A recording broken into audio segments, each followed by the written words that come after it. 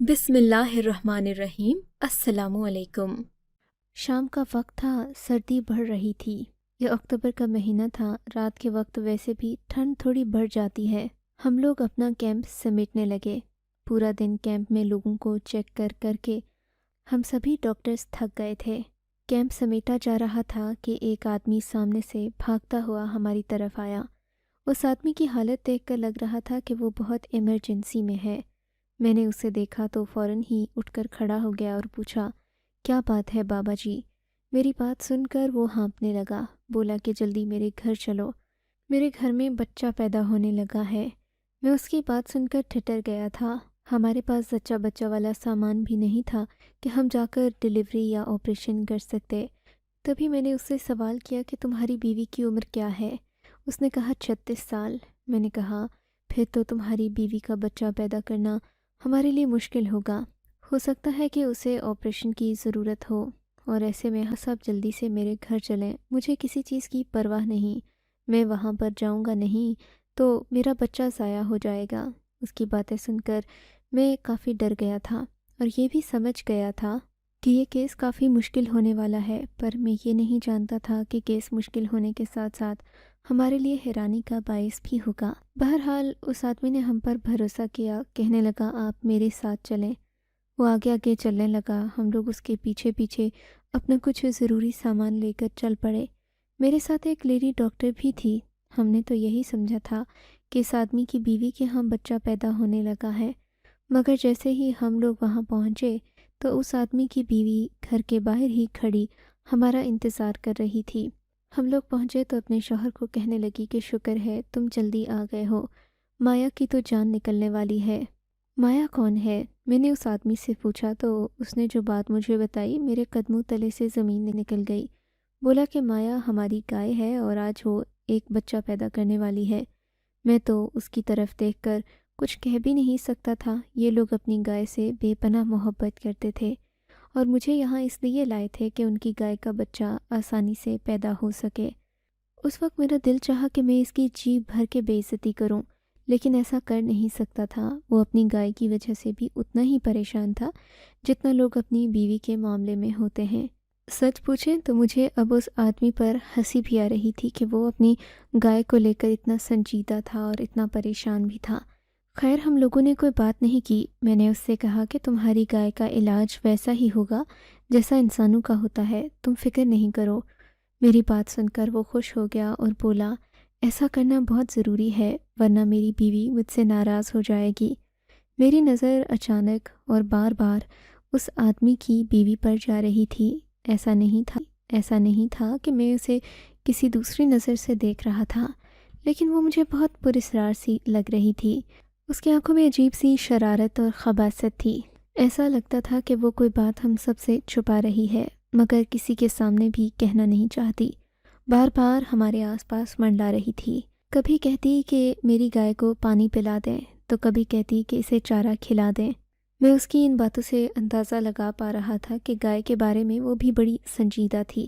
بالآخر ہم نے ایک انجیکشن قریبی اسٹور سے منگوایا اور گائے کو لگا دیا۔ انجیکشن لگانے کی دیر تھی کہ گائے نے ہلچل شروع کر دی تھی۔ ایسا لگتا تھا کہ وہ ابھی بچہ جنم دینے والی ہے۔ عموماً جب بھی کوئی جانور بچہ پیدا کرتا ہے تو وہ زمین پر ہی رکھا جاتا ہے، مگر جیسے ہی گائے کا بچہ جنم دینے کی باری آئی تو اس آدمی کی بیوی فوراً بھاگ کر ایک کمبل لے آئی۔ کمبل بڑا خوبصورت اور نرم تھا۔ میں اسے دیکھ کر حیران رہ گیا۔ میں نے پوچھا یہ کیا ہے؟ بولی کہ گائے جو اپنا بچہ جنم دے گی وہ اسی پر آئے گا، ہم اپنے گائے کے بچے کو زمین پر گرنے نہیں دیں گے۔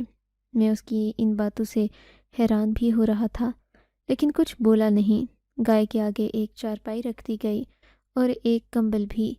ہم لوگ تو یہ سوچ رہے تھے کہ گائے بچہ جنم دے گی اور ہم لوگ چلے جائیں گے، ان لوگوں کے ذہن سے بھی یہ خبط اتر جائے گا، پر ایسا نہیں ہوا تھا، کیونکہ اگلے کچھ ہی منٹوں میں ہم وہ منظر دیکھنے لگے تھے جو کہ بہت ہی حیران کن تھا۔ اس عورت نے چارپائی پر کمبل رکھا اور چارپائی گائے کے آگے کر دی۔ وہ گائے کے آگے ایسے ہاتھ رکھ رہی تھی جیسے کہ اس نے بچے کو پکڑ کر ثواب کمانا ہو، پر اگلے ہی لمحے وہ ہوا جو نہ ہی کبھی کسی نے دیکھا اور نہ کبھی کسی نے سنا۔ ایک انسانی بچہ تھا جو گائے کے وجود سے باہر آیا۔ مجھے تو ایسا لگ رہا تھا کہ جو میں دیکھ رہا ہوں ایک خواب ہے، ایسا کبھی ہو ہی نہیں سکتا کہ ایک گائے ایک انسانی بچے کو جنم دے۔ پر یہ تو میری آنکھوں کے سامنے ہو چکا تھا کہ گائے نے اپنے وجود سے ایک انسانی بچے کو جنم دیا۔ پہلے پہل تو مجھے سمجھ ہی نہیں آئی کہ یہ بچہ انسانی ہے، مگر پھر جیسے ہی ہم لوگوں نے غور سے آنکھیں جھپک کر بار بار اسے دیکھا تو واقعی میں وہ ایک انسانی بچہ ہی تھا۔ ہم سب لوگ حیران تھے۔ میری حیرانی سب سے زیادہ تھی کیونکہ میں نے آج تک کسی جانور کو انسان سے پیار کرتے بھی نہیں دیکھا تھا۔ کسی پالتو جانور کو بھی میں نے اپنے گھر میں نہیں پالا تھا، لیکن جو منظر میرے سامنے تھا وہ اتنا حیران کن تھا کہ اگر آپ بھی میرے سامنے ہوتے تو آپ کو اس منظر پر یقین نہیں آتا اور آپ اپنی عقل پر شک کرنے لگتے۔ اس آدمی کی بیوی آگے بڑھی، اس نے خوشی خوشی اس بچے کو کمبل میں لپیٹ لیا اور کہنے لگی کہ ڈاکٹر صاحب اب بچے کو کوئی ویکسین وغیرہ لگا دیں تاکہ آگے آنے والے وقت میں وہ بیمار نہ ہو۔ میں اسے بے یقینی سے دیکھنے لگا مگر اس کے چہرے پر کوئی حیرت نہیں تھی۔ جتنے حیران ہم سب لوگ تھے اس میں 1% بھی حیرانی نہیں تھی۔ لگتا تھا جیسے کہ اس عورت کو یہ سب پہلے سے پتہ تھا کہ گائے کے پیٹ سے انسانی بچہ آنے والا ہے۔ یہاں تک کہانی سن کر شاید آپ کے ذہن میں یہ خیال بھی آئے کہ اس عورت نے گائے کے پیٹ میں خود بچہ رکھ دیا ہوگا، مگر ایسا بالکل بھی نہیں تھا۔ ہم لوگ جب سے یہاں آئے تھے اور جب سے وہ گائے تکلیف میں تھی ہم نے اسے اسی طرح دیکھا تھا اور اس کے پیٹ پر کوئی ٹانکا نہیں تھا، یعنی گائے کے پیٹ کو کھول کر اس کے اندر کچھ نہیں رکھا گیا تھا، بلکہ اس نے واقعتاً ہی انسانی بچہ جنم دیا تھا۔ میں اس بچے کو دیکھنا چاہتا تھا مگر دوسری ڈاکٹر اور اس عورت نے مل کر بچے کو اندر پہنچا دیا اور ہم لوگ باہر ہی کھڑے گئے۔ بچے کو پیدا ہوئے تقریباً 5 منٹ ہی گزرے تھے کہ گائے کی حالت عجیب ہونے لگی۔ گائے کی حالت اتنی عجیب ہونے لگی کہ ہم لوگ بھی ڈر گئے تھے۔ وہ بدکنے لگی۔ گائے کا اس قدر پاگل ہونا ہمیں بھی پریشان کر رہا تھا، جبکہ وہ آدمی جو ہمیں یہاں لے کر آیا تھا خود بھی ہکا بکا کھڑا تھا۔ اس کی بھی سمجھ سے باہر تھا کہ یہ سب کچھ ممکن کیسے ہوا۔ وہ مجھے دیکھ کر رونے لگا، بولا کہ میں برباد ہو گیا ہوں۔ آج تو میرے ساتھ وہ ہوگا جو زندگی میں کبھی نہیں ہوا۔ میں لٹ گیا ہوں، میری دنیا بھی تباہ ہو گئی اور میری آخرت بھی تباہ ہو جائے گی۔ میں ایک کمزور مرد ہوں۔ اس کی باتیں ٹوٹی پھوٹی تھیں اور مجھے کچھ سمجھ نہیں آ رہا تھا۔ اس کا نام نسیم تھا۔ میں نے کہا نسیم کیا بات ہے؟ میں سمجھ سکتا ہوں کہ تمہاری گائے کی طبیعت بگڑ رہی ہے، پر اس میں رونے والی کیا بات ہے؟ میں خود حیران تھا اور اس سے ٹھیک طریقے سے بات نہیں کر پا رہا تھا۔ مجھے لگا کہ شاید وہ گائے کی طبیعت کے بارے میں بات کر رہا ہے۔ کہنے لگا کہ نہیں، میں اپنی گائے کی وجہ سے پریشان نہیں ہوں۔ مایا کی عمر ویسے بھی کافی ہو گئی ہے، ہو سکتا ہے کہ اب مایا اس دنیا میں نہ رہے۔ مجھے تو اس بچے نے لوٹ لیا، مجھے اس بچے نے کہیں کا نہیں چھوڑا۔ وہ اپنے سر کو پیٹتا ایک طرف بیٹھ گیا تھا، جبکہ میری توجہ ساری کی ساری اس گائے کی طرف تھی۔ گائے واقعی میں بہت بے چین ہو گئی تھی۔ بس کچھ ہی دیر وہ تڑپنے کے بعد اپنی جان نکالنے پر مجبور ہو گئی تھی۔ وہ زمین پر یوں گر پڑی جیسے اسے بہت سخت تکلیف ہو رہی ہو۔ میں نے قریب جا کر دیکھا تو اس کے منہ میں خون تھا۔ مجھے یہ سب کچھ بہت عجیب لگ رہا تھا۔ لگتا تھا کہ اس گائے پر بہت زیادہ ظلم ہوا ہے، لیکن مجھے نسیم نے بتایا کہ ایسی بات نہیں ہے۔ دراصل قصہ بہت مختلف ہے۔ آپ بھی سنیں گے تو حیران رہ جائیں گے اور میرے نصیبوں پر روئیں گے۔ نسیم یہ کہہ کر میرے سامنے ہی بیٹھ گیا۔ میں نے اس سے پوچھا کہ کیا ماجرا ہے، اس میں رونے والی کیا بات ہے؟ فی الحال میں اس بچے والے واقعے کو بھول گیا تھا کیونکہ اسے وہ عورت اٹھا کر اندر لے گئی تھی۔ ہماری ایک لیڈی ڈاکٹر بھی نسیم کی بیوی کے ساتھ اندر کمرے میں گئی تھی۔ میرے دل میں یہ اطمینان تھا کہ میں لیڈی ڈاکٹر سائرہ سے پوچھ کر ساری معلومات حاصل کر لوں گا، کیونکہ ہمیں یہ نہیں پتہ تھا کہ اندر کیا ہوا ہے۔ ہم تو بس باہر کے حالات اور واقعات کو جانتے تھے۔ نسیم کی آنکھوں سے آنسو بہنے لگے۔ کہنے لگا، آج کے بعد میری دنیا بھی برباد ہے اور آخرت بھی برباد ہے۔ میرا تو ایمان کمزور تھا، اس کا ایمان مضبوط تھا۔ میری بیوی مجھ سے جیت گئی اور میں ہار گیا۔ نسیم کی یہ باتیں سن کر مجھے حیرت ہونے لگی۔ مجھے ایسا محسوس ہونے لگا جیسے وہ سٹھیا گیا ہو۔ نسیم، تم مجھے کھل کر بتا سکتے ہو کہ کیا ماجرا ہے؟ میں نے اس سے سختی سے پوچھا تو وہ رونے لگا۔ روتے روتے اچانک چپ ہو گیا اور کہنے لگا، میں آپ کو اپنی کہانی اپنے لفظوں سے سنانے کی بجائے ایک ایسا منظر دکھاؤں گا کہ دیکھ کر آپ کے بھی رونگٹے کھڑے ہو جائیں گے اور آپ کو مجھ پر رحم آئے گا۔ آپ سمجھ جائیں گے کہ میں کس قدر مظلوم انسان ہوں۔ اتنا کہہ کر نسیم نے مجھے اٹھنے کو کہا۔ میں اٹھا تو وہ مجھے اندر والے کمرے میں لے کر گیا جہاں اس کی بیوی ڈاکٹر شازیہ کے ساتھ کھڑی تھی۔ میں نے دیکھا کہ نسیم کی بیوی بہت خوش لگ رہی تھی۔ اس کے چہرے پر تو ذرا بھی حیرانی نہ تھی، لیکن پھر نسیم نے ایک ایسی چیز مجھے دکھائی جس پر نظر پڑتے ہی میری تو جان نکل گئی۔ مجھے لگا میں کوئی خواب دیکھ رہا ہوں۔ کسی انسان کی بیوی ایسی بھی ہو سکتی ہے؟ میں تو کبھی خواب میں بھی نہیں سوچ سکتا تھا۔ میں چپ چاپ باہر آ گیا۔ میرے منہ پر صرف خاموشی کا تالا لگا تھا۔ نسیم نے میرے آگے ہاتھ جوڑے اور کہنے لگا، خدا کے لیے میرے دوست، میری مدد کرو ورنہ میں برباد ہو جاؤں گا۔ میں تمہارے سامنے بہت مجبور ہو کر ہاتھ جوڑ رہا ہوں، ورنہ کوئی انسان کسی دوسرے انسان کے سامنے نہیں جھکتا، صرف خدا کے سامنے جھکتا ہے۔ پر تم میری مجبوری سمجھ گئے ہو۔ میری بیوی کو ہرگز اس بات کا پتہ نہیں چلے۔ تم ایسا کر لو کہ اپنے کسی دوست سے مشورہ کرو، اس صورتحال کے بارے میں مجھے بتاؤ، مجھے کیا کرنا چاہیے۔ میرے پاس صرف ایک ہفتے کا وقت ہے، اس کے بعد میں مکمل طور پر برباد ہو جاؤں گا۔ نسیم کے جڑے ہوئے ہاتھ دیکھ کر مجھے ترس آ گیا۔ میں نے سوچا کہ مجھے نسیم کی مدد کرنی چاہیے۔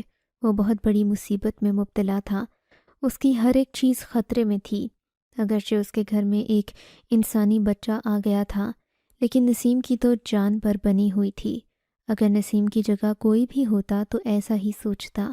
میں نے نسیم سے وعدہ کیا تھا کہ میں اس کی مدد کروں گا۔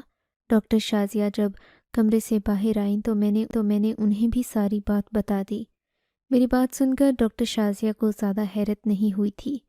ڈاکٹر شازیہ نے وعدہ کیا کہ وہ اس معاملے میں میری مدد ضرور کریں گی، لیکن میں اور ڈاکٹر شازیہ اکیلے کچھ نہیں کر سکتے تھے۔ ہم لوگ جب شہر پہنچے، ہمارے پاس نسیم کا رابطہ نمبر بھی تھا۔ ہم نے جا کر اس کے بچے کی بنائی ہوئی تصویریں باقی ڈاکٹرز کو بھی دکھائیں۔ ویسے تو ہمارے جیسے ہی ڈاکٹرز تھے، لیکن ہمارے گروپ میں ایک سینئر ڈاکٹر بھی تھا جس کی عمر 40 سے 50 کے درمیان تھی۔ وہ ان معاملات کو فوراً سمجھ جاتے تھے۔ بچے کی تصویریں اور ڈیلیوری کی کہانی سننے کے بعد ڈاکٹر حسان نے ہم سے کہا کہ ہمیں اس معاملے میں نہیں پڑنا چاہیے۔ یہ سن کر مجھے بڑی حیرت ہوئی تھی۔ ہم نسیم کی مدد کرنا چاہتے ہیں ڈاکٹر حسان، اور آپ ایسی باتیں کر رہے ہیں، یہ تو خود غرضی ہوئی، سراسر خود غرضی ہے یہ تو۔ آپ کو کچھ تو احساس کرنا چاہیے۔ اس بیچارے کا قصور ہی کیا ہے؟ وہ تو محض اولاد کی خوشی چاہتا تھا کہ اس کے ساتھ یہ سب ہو گیا۔ میری بات سن کر ڈاکٹر حسان مسکرایا اور بولا، میں نے یہ کب کہا ہے کہ تم لوگ اس کی مدد نہ کرو؟ میں صرف اتنا کہہ رہا ہوں کہ یہ معاملہ تم لوگوں کے بس کی بات نہیں ہے، کیونکہ طبی طور پر تو آج تک ایسا نہیں ہوا کہ کسی جانور نے انسان کا بچہ جنم دیا ہو۔ اسی لیے اس کام میں پڑنے کی بجائے تم لوگ کسی مولانا کو پکڑو، کسی مولانا سے بات کرو، اسے یہ ساری کہانی بیان کرو اور اس سے کہو کہ وہ نسیم کی مدد کرے، اور اس کی بیوی کی حقیقت بھی اس وقت تک معلوم نہیں ہوگی جب تک تم لوگ کسی مولانا سے رابطہ نہیں کرتے، کیونکہ یہ معاملہ میڈیکل کی سمجھ سے باہر ہے۔ یہ معاملہ روحانی طور پر حل کرنے والا ہے۔ ڈاکٹر حسان کی بات اب میری سمجھ میں آ گئی تھی۔ شازیہ نے بھی مجھ سے کسی علامہ سے بات کرنی چاہیے، کیونکہ ایسے مسائل میں ان کا مشورہ لینا بڑا ضروری ہوتا ہے۔ میں بھی یہ بات سمجھ گیا تھا۔ میرے پاس وقت کم تھا، میری مصروفیت بھی بہت زیادہ تھی، پر مجھے نسیم کے جڑے ہوئے ہاتھ یاد آ گئے۔ اس نے مجھ سے بہت بڑی بات کہی تھی۔ نسیم نے کہا تھا کہ میرے دوست مجھے برباد ہونے سے بچا لو، اسی لیے میں نے علامہ صاحب کے سامنے جا کر ساری کہانی بیان کر دی۔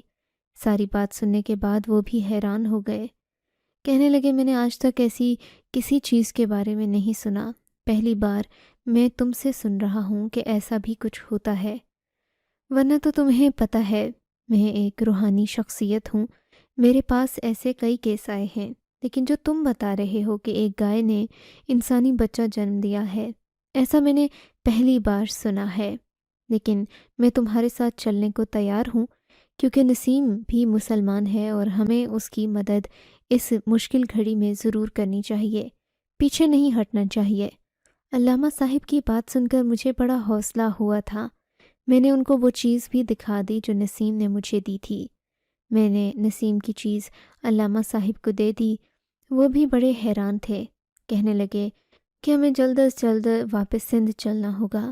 ہم لوگ اگلے ہی دن ایک بڑی سی گاڑی میں بیٹھ کر نسیم کے گھر کی طرف روانہ ہو گئے۔ نسیم کا گھر اگرچہ یہاں سے کافی دور تھا، لیکن ہم نے گاڑی تیز رفتاری سے چلائی۔ کچھ ہی گھنٹوں کے بعد ہم نسیم کے گھر کے سامنے موجود تھے، مگر وہاں پر لوگوں کا ہجوم دیکھ کر ہم لوگ حیران ہو گئے تھے۔ نسیم کے گھر کے باہر بہت سارے لوگ جمع تھے۔ ہمیں لگا کہ شاید کوئی ناگہانی آفت آ گئی ہوگی۔ نسیم کے گھر میں اللہ سب خیر کرے، یہی دعا کرتے ہم لوگ گاڑی سے نیچے اترے۔ دیکھا تو نسیم کے گھر میں بہت ساری باتیں ہو رہی تھیں۔ پورے گاؤں کے لوگ جمع تھے اور سب لوگ ایک ہی بات کر رہے تھے کہ اب تو نسیم کو اپنی بیگم کی بات ماننا پڑے گی۔ اس کی بیوی نے اپنی شرط پوری کر دی ہے، اب نسیم کو اپنی شرط پوری کرنا ہوگی۔ سب لوگ اس بچے کو دیکھنے آئے تھے جو کہ گائے نے جنم دیا تھا۔ نسیم کی بیوی خوشی خوشی سب کو وہ بچہ دکھا رہی تھی۔ اس کی آنکھوں میں ایک عجیب سی مستی تھی، مگر اس کے چہرے پر وحشت برس رہی تھی۔ اس کے وجود سے ممتا تو بالکل نہ چھلک رہی تھی، لگتا تھا جیسے کسی کھلونے کو اٹھا کے پھر رہی ہے، مگر میں اس کی حقیقت سے ابھی تک واقف نہیں تھا۔ علامہ صاحب نے کہا کہ وہ نسیم سے بات کریں گے، مگر اکیلے کمرے میں، اور ہمیں بھی کچھ نہیں بتائیں گے۔ نسیم جب علامہ صاحب سے ملا تو بڑا خوش ہوا۔ اندر کمرے میں جا کر تنہائی میں ان سے بات کرنے کے بعد جب وہ باہر آیا تو اس کے چہرے پر ایک عجیب سا روب تھا۔ اس نے سب کو بلند آواز میں پکارا اور کہنے لگا، گھر سے یہ تماشا ختم کرو، تم لوگ یہاں سے چلے جاؤ، جب میں کہوں تو واپس آ جانا، اس تماشے سے بھی بڑا تماشا دیکھنے کو ملے گا۔ نسیم کی بات سن کر سب لوگوں نے منہ میں انگلیاں داب لیں۔ لگتا تھا کہ کوئی بھی نسیم کی اس بات سے خوش نہیں ہوا تھا، مگر اس سے بڑا تماشا کیا ہو سکتا تھا؟ علامہ صاحب نے نسیم کو ایسی کیا بات بول دی؟ میں بھی سوچنے لگا۔ علامہ صاحب نے یہ بات مجھے بھی نہیں بتائی تھی۔ ہمیں بھی گھر سے باہر نکال دیا گیا۔ میں اور ڈاکٹر شازیہ گاڑی میں آ گئے تھے۔ ہم لوگ انتظار بھی کر رہے تھے کہ کب یہ راز کھلے گا۔ مجھے سب سے زیادہ بے صبری سے انتظار اس بات کا تھا کہ نسیم کی بیگم کے کب اصلی رنگ سب کے سامنے آئیں گے اور ہمیں بھی اس کی اصلیت دیکھنے کو ملے گی، کیونکہ اس وقت سارا گاؤں نسیم کی بیگم کو بہت پہنچی ہوئی کوئی چیز مان رہا تھا، مگر کسی کو یہ نہیں پتہ تھا کہ اصل واقعہ کیا ہے۔ جو بھی آتا وہ اس گائے کو دیکھتا اور اس کرامت کو دیکھ کر اشش کر اٹھتا تھا۔ انتظار کرتے کرتے اذان ہو گئی۔ مغرب کی اذان کے ساتھ ہی نسیم نے خوشی سے ہم سب کو گھر میں داخل ہونے کے لیے کہا تھا۔ جب ہم لوگ گھر میں داخل ہوئے تو گھر کا منظر ہی عجیب سا تھا۔ پورے گھر میں موم بتیاں جلائی گئی تھیں۔ ایک حصار کھینچ کر نسیم کی بیوی کو اس کے اندر بٹھایا گیا تھا، جیسے کوئی مجرم کسی کٹہرے میں کھڑا ہوتا ہے۔ نسیم کی بیوی بھی ویسے ہی کھڑی تھی۔ علامہ صاحب کچھ فاصلے پر کرسی پر بیٹھے ہوئے تھے۔ ان کے چہرے پر ایک سناٹا اور روب طاری تھا۔ کچھ ہی دیر گزری تھی کہ انہوں نے عملیات کرنا شروع کر دیے۔ وہ اونچی آواز میں آیت الکرسی کا ورد کر رہے تھے، ساتھ ہی کچھ دعائیں بھی پڑھ رہے تھے۔ ابھی اس بات کو 5 منٹ بھی نہ گزرے ہوں گے کہ نسیم کی بیوی کو تکلیف ہونے لگی۔ وہ چلانے لگی، بند کر دو یہ سب کچھ پڑھنا، لاکھ کر دوں گی۔ نسیم کی بیوی کے یہ الفاظ سن کر گاؤں والوں پر بھی سختہ طاری ہو گیا۔ تو خود اپنے منہ سے یہ ساری حقیقت اپنے گاؤں والوں کو بتا دے، ورنہ مجھ سے برا کوئی نہیں ہوگا، تجھے اپنے انجام تک پہنچنے سے روک نہیں سکے گا کوئی۔ علامہ صاحب کی بات سننا تھی کہ وہ عورت ہاتھ جوڑ کر معافی مانگنے لگی۔ مجھے معاف کر دو، میں سب کچھ سچ سچ بتاتی ہوں، آئندہ کے بعد ایسی بات میرے منہ سے نہ نکلے گی، میں یہ گاؤں چھوڑ کر چلی جاؤں گی۔ نسیم کی بیوی ایسے گڑ گڑا رہی تھی جیسے اسے کوئی بہت بڑا جرم ہو گیا ہو۔ اس نے اپنے آنسو پونچھے اور سب کے سامنے سر جھکا کر بولی، یہ سچ ہے کہ میں گنہگار ہوں، مجھ سے بہت بڑی خطا ہو گئی ہے۔ میں نسیم کی بیگم ہوں۔ میں نے بہت عرصہ پہلے اسلام قبول کیا تھا، مگر میں دل سے ہندو تھی اور ہمیشہ رہوں گی۔ میں نے کبھی نسیم کے مذہب کو تسلیم نہیں کیا۔ میں الٹا نسیم کو بھی اپنی محبت میں پھانس کر اپنے مذہب کی طرف لانا چاہتی تھی۔ میں چاہتی تھی کہ نسیم بھی ایک ہندو بن جائے، مگر میں یہ بات نسیم کو نہیں کہتی تھی، کیونکہ میں نے آج تک ہندوؤں کو مسلمان بنتے دیکھا ہے، مسلمان کو ہندو بنتے نہیں دیکھا۔ بس میرے دل میں یہی ارمان تھا کہ نسیم کسی طرح سے ہندو بن جائے۔ شادی کے بعد جب ہمیں پتہ چلا کہ ہمیں اولاد نہیں ہوگی، تو میں نے نسیم سے کہا کہ تم مجھ سے شرط لگا لو، اگر میں تمہیں اولاد پیدا کر کے دوں اور وہ بھی اپنی ماتا کے پیٹ سے، تو کیا تم میرے مذہب میں داخل ہو جاؤ گے؟ کچھ دن تو نسیم اس بات پر بحث کرتا رہا کہ یہ بات ممکن ہی نہیں ہے، مگر پھر میں نے کہا کہ فرض کرو اگر ایسا ہو جائے تو کیا تم میرے مذہب میں داخل ہو جاؤ گے؟ نسیم نے کچھ سوچ کر کہا تھا کہ ہاں، میں تمہارے مذہب میں داخل ہو جاؤں گا۔ شاید نسیم کا بھی ایمان کمزور تھا۔ ایک کمزور لمحے میں میں نے اس سے یہ بات منوا لی۔ نسیم نے اپنی قسم کھا کر کہا کہ وہ ایسا ہی کرے گا، اور پھر وہی ہوا۔ میں نے جادو کے ذریعے یہ حاصل کر لیا۔ یہ بچہ کچھ نہیں، صرف آنکھ کا دھوکہ ہے، اصل میں تو یہ گائے کا بچہ ہے۔ وہ دیکھو اسے مڑ کر۔ اس عورت نے منہ سے کچھ پڑھ کر اس بچے پر پھونکا تو وہ بالکل گائے کے بچے جیسا ہو گیا تھا۔ شازیہ حیران ہونے لگی، بولی تبھی میں کہوں کہ یہ بچہ ہے تو چھوٹا سا، پر اس کا وزن 20 کلو تک لگتا ہے۔ میں بھی حیران ہو کر دیکھنے لگا۔ میں نے پہلی بار اپنی آنکھوں کے سامنے ایسا کچھ دیکھا تھا، مجھے تو یقین نہیں ہو رہا تھا۔ نسیم کو علامہ صاحب نے معافی مانگنے کا کہا، توبہ کرنے کا کہا، کیونکہ ایمان تو اس کا بھی کمزور تھا جو وہ اولاد کے لالچ میں آ کر اپنا دین چھوڑنے پر آمادہ ہو گیا۔ لیکن جب نسیم کی آنکھوں کے سامنے ایک ناقابل یقین معجزہ ہو گیا تو اس نے ہمارے سامنے فریاد کی کہ اس کا ایمان خراب ہونے سے بچایا جائے۔ خدا کا شکر کہ نسیم کا ایمان برباد ہونے سے بچ گیا۔ اس کی بیوی نے منہ سے اپنی حقیقت بیان کر دی، ورنہ پتہ نہیں بیچارے نسیم کا کیا ہوتا۔